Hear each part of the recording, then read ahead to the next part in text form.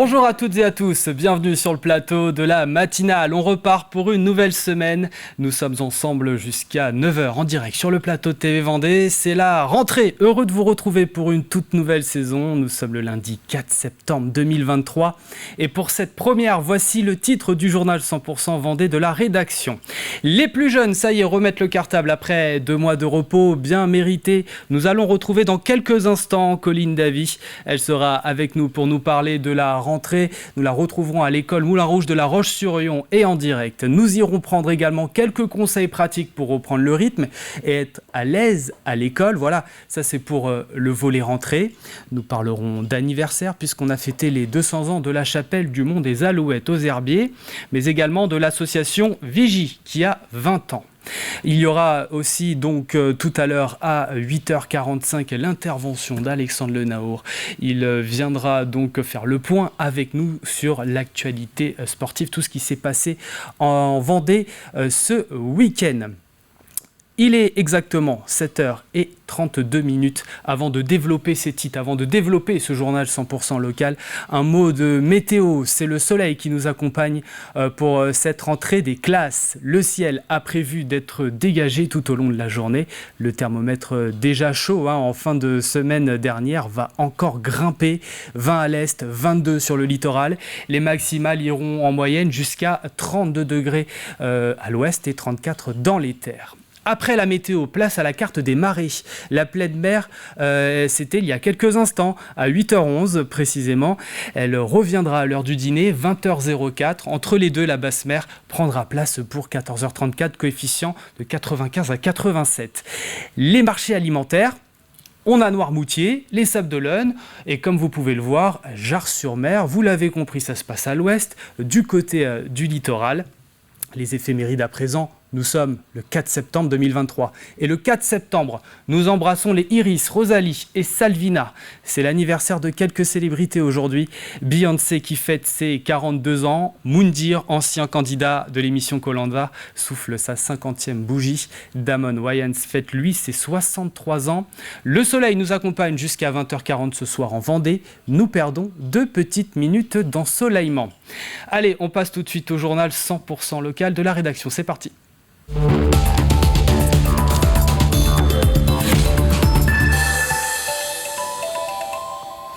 Et donc, je vous le disais, on retrouve Colline Davy dans la cour d'école d'application Moulin Rouge de La Roche-sur-Yon. Les grilles viennent de s'ouvrir. Vont-ils s'ouvrir d'ici quelques minutes? Quelle est l'ambiance sur place pour cette rentrée? Eh bien, comme vous le voyez ici, la journée commence tranquillement. Les grilles vont s'ouvrir dans quelques minutes à 8h35 et les premiers parents sont déjà ici depuis 8h15. Depuis, ça se remplit petit à petit, évidemment. Alors, un peu de stress, un peu d'appréhension, c'est normal, c'est la rentrée. Un temps d'accueil sera ensuite prévu dans la cour juste de l'autre côté en musique. Et puis, les parents pourront retrouver les listes où les enfants seront inscrits pour connaître leur classe. On imagine que c'est un peu partout pareil. D'ailleurs, comment s'organise la rentrée à La Roche-sur-Yon ? Eh bien, comme ici, à peu près 3000 élèves vont faire leur rentrée dans les écoles publiques lyonnaises. C'est un petit peu moins que l'an dernier, mais c'est normal car les chiffres ne sont pas encore définitifs. Ces élèves seront répartis dans 15 écoles de la ville et dans chacune d'elles, un accueil gratuit sera proposé le mercredi matin. C'est le retour des petits mercredis, un dispositif qui avait visiblement grandement plu l'an dernier. C'est pour cela qu'il est reconduit. Il s'agit d'un temps de loisirs éducatifs encadré par les ATSEM. Attention, en cas de forte fréquentation, il faudra s'inscrire avant chaque période de vacances. Et puis une nouveauté qui va ravir les parents, un point en moins lors des journées de grève. Un service minimum d'accueil sera mis en place pour garantir un accueil de 12h à 17h, ce qui signifie tout simplement qu'il n'y aura plus besoin de venir chercher les enfants sur le temps de midi. Il faudra en revanche leur prévoir un pique-nique car si l'accueil est mis en place, le service de cantine n'est lui pas assuré. Plus globalement, parlez-nous un peu de cette rentrée scolaire dans le département de la Vendée. Eh bien oui, parce qu'il n'y a pas qu'ici à La Roche-sur-Yon que les élèves font leur retour à l'école. Ils sont au total en Vendée plus de 60 500, répartis presque équitablement entre le public et le privé. Ce sont plus de 1000 élèves en moins par rapport à la rentrée 2022, ce qui explique quelques fermetures de classes et de postes, notamment dans le public. Ce qu'il faut retenir pour cette rentrée des classes, ce sont les plans français et mathématiques qui sont reconduits tout d'abord. Il s'agit d'un programme de formation de tous les enseignants afin de renforcer ces apprentissages. Autre axe prioritaire, la lutte contre le harcèlement. Nous vous en parlions la semaine dernière. Le programme phare est déployé dans tous les établissements. Un nouveau cadre réglementaire est prévu. Il permet de sanctionner les auteurs de cyberharcèlement et de changer d'école si nécessaire les enfants auteurs. Grâce à ce programme, des actions de sensibilisation seront également proposées aux parents d'élèves. Merci Colline Davy en direct de l'école Moulin Rouge du côté de La Roche-sur-Yon. Passer du rythme très relax des vacances à celui de la rentrée, ça se prépare. Comme pour chaque retour à la réalité, il faut reprendre le rythme. Pas toujours facile pour les enfants, notamment les plus petits. Retrouver des horaires réguliers est donc important, mais autant y aller en douceur. Diane Delangle est allée prendre quelques conseils auprès d'Emmanuel Mallard, coach parental. Oui, je me trouve avec Emmanuel Mallard, coach parental. Bonjour, merci de nous accueillir ici à l'île d'Olonne. Bonjour Diane, merci. Alors ça y est, la rentrée arrive, elle démarre dès maintenant. Comment est-ce qu'on peut aider son enfant à se préparer pour ces jours ô combien importants ? Alors, il y a plusieurs choses à faire. On peut déjà commencer par devenir un parent proactif. C'est-à-dire qu'en fait, on va préparer l'enfant à ce jour de rentrée. On va lui expliquer comment ça va se passer, comment ça va se dérouler, qu'est-ce qui va se passer quand il va se lever le matin, comment il va aller à l'école, qui va s'occuper de lui, qui va le ramener. Vous voyez, on va vraiment décortiquer un petit peu de sa journée pour que lui se sente en phase avec ce qui va lui arriver et qu'il ne se soit à aucun moment, il ne soit pris par surprise dans ce qui va se passer. Ça aide à canaliser l'excitation qu'il peut y avoir sur cette période. Alors, tout à fait, l'excitation, mais surtout aussi l'angoisse qu'il peut y avoir qui va amener à l'excitation. Ce qu'il ne faut pas oublier aussi, c'est que ces enfants, à la rentrée, surtout les plus petits, quand ils rentrent, ils vont se retrouver dans un environnement qui va être complètement différent en fait, de ce qu'ils ont connu cet été. Un environnement plutôt enveloppant, plutôt calme. Là, ils arrivent dans le bruit. Ils vont arriver dans le bruit, dans la cohue, dans l'obligation d'enchaîner en fait, les activités. Et souvent, comme beaucoup d'enfants, ils vont se retenir, ils vont se contenir tout ce temps d'école. Alors, parents, préparez-vous. Parce que quand vous allez les récupérer à l'école, vous êtes la figure d'attachement. Et là, ils vont bien exploser avec vous. Donc, soyez prêts à ce qui va se passer, surtout la première semaine, parce que là, il va falloir retrouver une routine, retrouver une habitude de vie en famille, avec bien sûr les obligations de chacun. Mais surtout, soyez prêts à avoir des colères le soir, parce que les colères viendront de l'état de fatigue et d'excitation de l'enfant. Comment on reprend une routine après les longues journées d'été qui traînent, on se couche plus tard Alors, ce qui est intéressant, c'est de commencer un petit peu plus tôt que la rentrée, à reprendre cette routine. C'est-à-dire commencer à coucher les enfants un petit peu plus tôt, à avoir en fait des activités régulières tous les soirs avec des horaires réguliers. Reprendre l'habitude, par exemple, de dîner à 19h, même s'il fait encore jour, encore beau et que les enfants ont envie d'aller courir.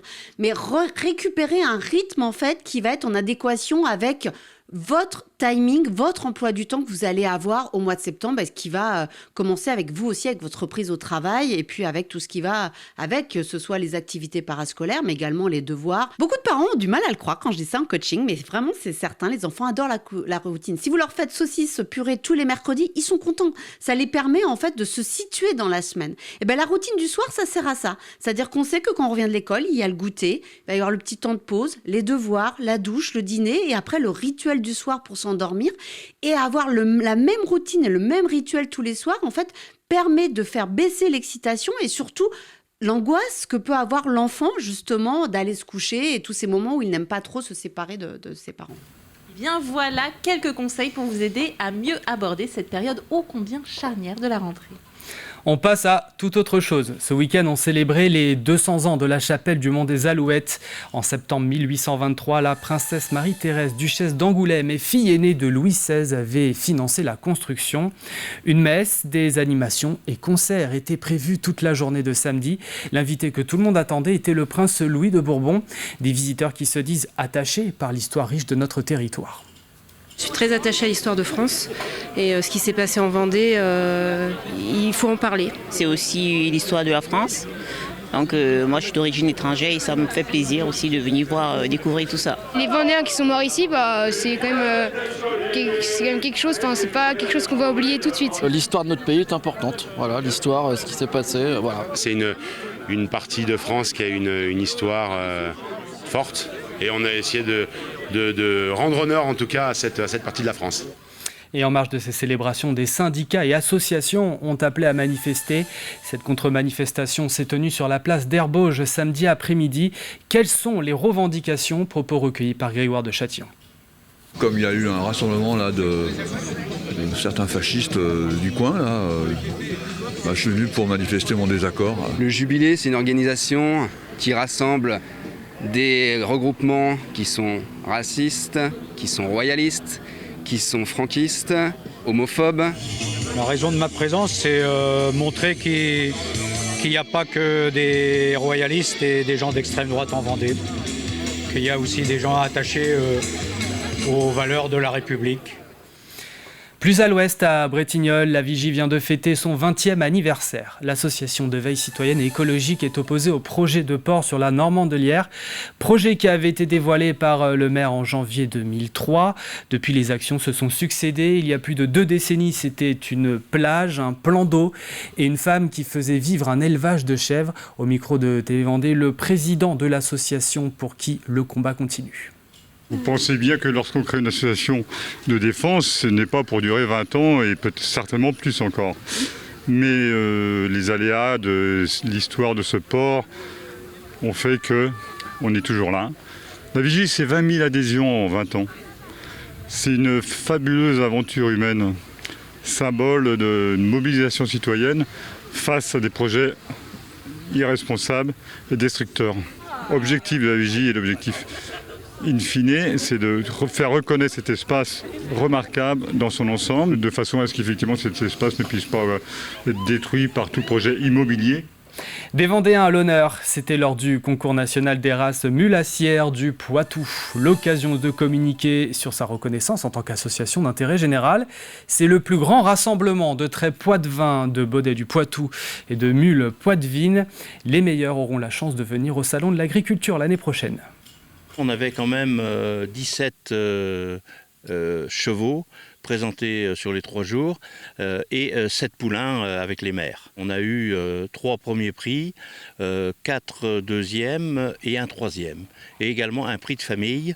Et ces concours, il y a un standard de race et on les classe par rapport à ça. Mais c'est également pour faire la promotion de ces animaux. Donc là, il y avait beaucoup de public qui est venu voir. Et il y a eu du commerce qui s'est fait également pour les poulains. Donc tout le monde voit ces animaux et on peut aussi en vendre sur place. On ouvre une petite page de sport, se disputait le 11e rallye des Côtes de Lumière ce week-end avec plus de 70 voitures et leur équipage. Course qui était répartie en 4 sections et 7 spéciales. Des passages sur les routes de Beaulieu-sous-la-Roche, Londeronde, Saint-Georges de Pointe-à-Doux et Esnay ont été empruntés. La rencontre régionale comptait pour la Coupe de France des rallyes 2023 et le championnat de la Ligue Bretagne Pays de la Loire. Bravo au duo Frédéric Gobin et Jean-Luc Freigne pour leur première position. Se jouait aussi ce week-end la 18e édition du tournoi Pays de Montaigu Basket à Montaigu donc et à 13-Septier. Une compétition de pré-saison qui regroupait 12 équipes de U18 de niveau national. Objectif entre autres, promouvoir le basket. L'objectif un peu du tournoi pour nous, Pays de Montaigu 7, c'est surtout de promouvoir le basket dans nos communes, voilà. Et puis pour les joueurs, ça leur permet de pouvoir faire une préparation de saison, de créer de la cohésion avec les nouveaux joueurs. L'affluence est là, les gens sont au rendez-vous, oui, c'est vraiment super. Notre tournoi il porte en fait surtout à cette période de l'année, notre tournoi en fait il est considéré comme un des gros tournois à ne pas manquer par rapport au centre de formation. Pour les jeunes, c'est quand même 5 matchs en 3 jours, donc voilà. Ils veulent du basket, ils en ont. Et la victoire est revenue au club de Cholet devant Nanterre et Le Mans qui complète le podium. Le foot avec la deuxième journée de National 3, match nul de partout dans le derby qui opposait les Sables FCOC et Fontenay. Les Sables sont revenus à hauteur des Sud Vendéens dans les arrêts de jeu et évitent un deuxième revers en autant de rencontres. Coup dur pour Fontenay qui se voit privé des 3 points sur le fil. Sur 6 possibles, les Sablés en ont donc pris 1 et pointent en 11e position. 2 pour le Vendée Fontenay Foot qui se hisse au 7e rang. Et enfin, des images de la 12e édition du triathlon de Saint-Gilles. Croix-de-Vie, c'était sur la grande plage. Au total, 1200 partants ont été comptabilisés dans un des grands rendez-vous de l'année sportive de la ville. Participation en augmentation d'ailleurs par rapport à l'édition 2022, plus 250. Spectacle assuré tout au long de la journée sous un soleil de plomb, vous pouvez le voir sur ces images. Et d'ailleurs, un Vendéen est monté sur le podium. Il s'agit du Lyonnais Victor Lemoff, 3e. Voilà pour l'actu du jour. Terminons avec les prévisions météo détaillées de ce 4 septembre. La semaine commence donc sous un ciel bien dégagé en Vendée et où que vous soyez. Alors, c'est le cas ce matin, mais ça l'est également cet après-midi. Pas un nuage à l'horizon. Pour un début septembre, ce n'est pas non plus une grande surprise. En revanche, ce qui marque aujourd'hui, c'est les températures. Elles sont chaudes en ce début de journée. On compte 19 degrés à Chantonnay et Pouzauges, 20 dans les rues de Montaigu et La Roche-sur-Yon, 21 degrés pour la Tranche-sur-Mer, 22 si vous vous trouvez au Sable d'Olonne. De la chaleur donc cet après-midi. On aura en moyenne 32 sur les côtes, 34 dans les terres vendéennes, même 35 localement. Voilà pour l'info et la météo. Place à la deuxième partie de cette édition. C'est le journal des sports tout de suite.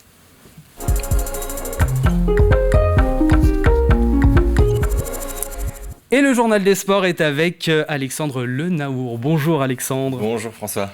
Pour démarrer cette saison, direction les terrains de football, on en a parlé avec le championnat de National 3. Place à la deuxième journée avec un derby vendéen, c'était samedi soir au Sable d'Olonne. C'est ça, rentrée des classes et donc rentrée pour ces images sport. Les premières de la saison, avec un derby, vous le disiez François, champion de R1. L'an passé, le tout jeune promu des Sables FCOC en maillot noir recevait le Vendée Fontenay Foot en blanc au stade Albert Robin. Et plus solide dans ce début de match à la 25e minute, ce sont les Sablés qui ouvrent le score ici par Ahmed Koulibaly pour le 1-0. Les Sablés qui vont manquer le break quelques minutes plus tard sur ce poteau trouvé par Mathieu Grosso. 45e minute juste avant la pause, cette main d'Hugo Tarbès dans la surface, carton jaune et pénalty pour Fontenay, pénalty dynamité dans la lucarne par Thomas Romero. Ça fait 1-1 à la pause. En deuxième période, les locaux, toujours les plus dangereux, vont venir heurter une seconde fois les montants ici à la 54e minute. Alors qu'il reste 10 minutes à jouer, action quasi anodine et mésentente dans la défense sablaise. C'est Eric Edet qui marque contre son camp de 1 pour Fontenay, mais on va jouer les ultimes secondes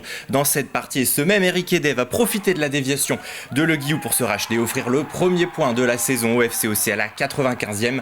Score final 2-2. Fontenay signe pour sa part un deuxième nul consécutif. La réaction de l'entraîneur sablais Jérémy Charnot, propos recueillis par Thibaut Grasset. On voulait bien figurer, surtout sur la première journée, on s'était loupé clairement sur plein de choses, donc on voulait bien figurer. Les gars ont été à l'écoute et surtout on fait les efforts et forcément ça fait un bon match. On est très content de la débauche d'énergie. Si on regarde globalement, je pense qu'on mérite peut-être un peu mieux par rapport au but qu'on encaisse en première mi-temps à la 45e. Et puis surtout on a 2 gros poteaux où je pense qu'on peut peut-être voir un résultat plus positif. Après on va prendre ce qu'il y a à prendre. Ça montre aussi le courage des mecs d'aller chercher un nul alors que tu perds 2-1 à la dernière minute. Voilà, il y a plein de petites choses où il faut qu'on appuie, mais ça reste une bonne perf, on est très content. Du basket à présent, Alexandre, les championnats n'ont pas encore repris et en vue du début de saison avait lieu donc ce week-end le tournoi du Pays de Montaigu, c'était la 18e édition. Exactement, et le tournoi a été lancé depuis vendredi. François, c'est l'un des gros rendez-vous de cette pré-saison pour les équipes U18. 12 équipes de niveau national étaient réunies une fois de plus cette année et nous étions samedi soir aux demi-finales au pôle Léonard de Vinci à Montaigu, l'un des 5 complexes où se déroulait le tournoi. En ouverture, vous le voyez sur ces images, les U18 de Nanterre maillot vert affrontaient leurs homologues de Blois en blanc. Résultat, large victoire de Nanterre, succès 72-47. Et puis ensuite à 20h30, un derby ligérien entre Cholet et Le Mans. Cholet en rouge, Le Mans en noir. Et ce sont les Choletais qui s'imposent 53-40. Je vous propose d'entendre François Fievet, c'est le coach des U18 France de Cholet Basket, son équipe qui s'impose d'ailleurs en finale, c'était hier dimanche après-midi, mais l'essentiel, vous allez l'entendre, n'est pas que le résultat, on l'écoute, il était au micro d'Ambroise Robert. Sur le match de ce soir, c'est un match intéressant pour travailler. Aujourd'hui, évidemment, qu'on préfère toujours gagner que perdre, mais nous, l'objectif, c'est d'être prêt pour le premier match de championnat, de faire avancer les joueurs, essayer de répartir les temps de jeu, donner de la confiance à ce groupe-là. C'est un moment de plaisir, et puis c'est un moment fort dans notre préparation de saison. On a peu de temps de préparation, donc chaque match est important pour faire avancer le groupe, passer du temps ensemble. On est bien reçus, les installations sont vraiment top. C'est un tournoi qui est référencé et quand on vient, on sait qu'on va pouvoir travailler dans les meilleures conditions.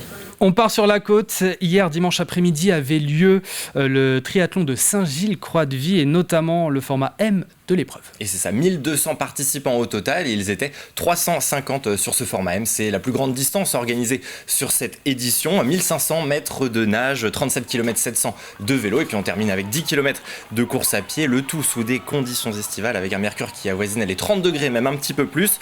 L'épreuve, vous le voyez, s'est lancée depuis la grande plage de Saint-Gilles-Croix-de-Vie.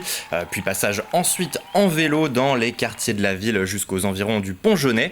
Avant une conclusion à pied et au général, c'est Rémi Louvel de Saint-Sébastien qui s'impose. Il boucle l'épreuve en 1h58-44 secondes avec plus de 4 minutes d'avance sur son dauphin. Et chez les femmes, la plus rapide, c'est Marine Échevin de Cormaris, 48e. Au général, elle signe sur l'épreuve, tenez-vous bien, une 4e victoire consécutive chez les féminines après 2h24 minutes et 40 secondes de course. On va la voir arriver juste ici. Je vous propose d'entendre les mots du grand vainqueur du jour, Rémi Louvel, réaction recueillie par Ambroise Robert. Grosse surprise, je ne m'attendais pas à ce résultat parce que je suis rentré hier là, des championnats du monde en Finlande et j'ai eu des petites péripéties au niveau du retour du vélo auquel il manquait un morceau, donc je me suis revenu à l'ancienne avec un vélo de route et les gens elles ont répondu et ça montre que voilà, même avec un vélo de route on peut faire des bons résultats. Je pose le vélo deuxième. Je pensais pas pouvoir revenir sur Mathias et très vite on m'a dit qu'il était un peu en difficulté, donc j'ai fait un gros effort pour revenir et ensuite quand j'ai vu les écarts j'ai un peu déroulé sur la fin du parcours. Et on termine ce journal des sports avec la course automobile du côté de Beaulieu-sous-la-Roche qui se tenait hier après-midi, la 11e édition du rallye régional des Côtes de Lumière. Exactement François, une épreuve qui est d'ailleurs intégrée à la Coupe de France des rallyes. Et après la reconnaissance samedi, cette course que l'on appelle des spéciales se succédait dimanche sous la houlette du club Vendée Formule 1. C'est l'organisateur technique du rallye. Plusieurs parcours au menu de 4 km 650 à 6 km 500 avec toutes les catégories confondues. Alors si vous habitiez, et si vous habitez toujours d'ailleurs entre Beaulieu-sous-la-Roche, Esnay, Saint-Georges de Pointe-Indou et Landronde, peut-être les avez-vous vus ou du moins entendus. Ils étaient 51 équipages sur le départ de ce rallye, dont un équipage 100% féminin, c'est à noter. À noter aussi quelques abandons mécaniques, mais peu de sorties de route, à noter l'organisation. Et sur un asphalte qui avait transpiré toute la journée, l'équipage le plus rapide était celui emmené par Frédéric Gobin et son copilote Jean-Luc Freigne à bord d'une Volkswagen Polo GTI, un pilote vainqueur et heureux que Thibaut Grasset est allé interroger après la remise des prix. On est super content du résultat. C'est une voiture qu'on vient d'avoir là dans le team. Donc c'était les premiers tours de roue. Donc on a un peu peaufiné les réglages, tout ça, mais ça se présente bien pour l'avenir. On a l'habitude de rouler avec des voitures comme ça, des R5. Donc ça nous change pas vraiment, ça change de voiture, mais on n'est pas perdu quoi. J'ai loué la Skoda à Gwenaël qui a bien roulé. Pour une première fois, lui en R5 par contre. Il finit 3, donc c'est super. Ça fait des voitures dans le team sur le podium. Et puis finalement François, j'ai encore une dernière image à vous montrer, une image de MMA. Je vous la montre ainsi qu'aux téléspectateurs, bien entendu, des nouvelles de Bon Gamin, le Lyonnais Cyril Gane que vous connaissez bien, qui combattait samedi soir lors de la 2e édition de l'UFC Paris. Après sa défaite en mars dernier pour la ceinture des lourds, Cyril Gane n'a fait qu'une bouchée de son adversaire, le Moldave Sergei Spivak. Une victoire, on le voit en fin de 2e round par KO technique. C'est de très bon augure pour le Vendéen qui compte bien repartir prochainement pour un combat et peut-être tenter de décrocher ce titre de champion du monde des poids lourds.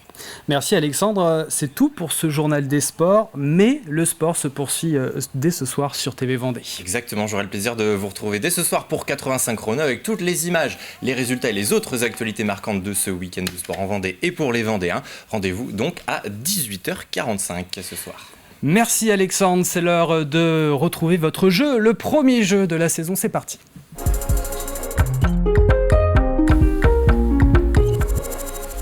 Ce premier jeu dont vous avez 5 jours, 5 pas 1 de plus pour trouver jusqu'à vendredi la réponse à la question qui va suivre. Quel est le nom du chanteur dont une partie du clip était en cours de réalisation à Talmont-Saint-Hilaire la semaine dernière? 5 indices donc, 1 par jour. Écoutez bien, voici le premier. Le tournage a eu lieu sur la plage du Veillon. À la clé 2 passe-pack Aventure Action. Lot offert par le parc loisirs Nature en Vendée. Le Grand Défi à Saint-Julien-des-Landes. Un lieu de détente avec plusieurs activités en plein air. Nous avons par exemple de l'acrobranche, du paintball ou encore une balade à poney, disque golf également. Si vous n'avez pas la réponse, pas de panique. Comme je vous le disais, d'autres indices arrivent dans la semaine, le prochain demain. Pour participer, ça ne change pas, c'est toujours sur le site internet de TV Vendée, tvvendée.fr. Le tirage au sort du gagnant ou de la gagnante, ce sera vendredi en milieu de journée. Bonne chance à tous! Voilà pour la matinale de cette rentrée de ce lundi 4 septembre 2023. Bonne reprise, donc si vous reprenez, bonne reprise aussi aux enfants, bon courage. Nous, on se retrouve demain donc pour la matinale, mais avant cela, il y aura le rendez-vous à la mi-journée pour faire le point sur l'actu 100% locale. Excellente journée sur TV Vendée.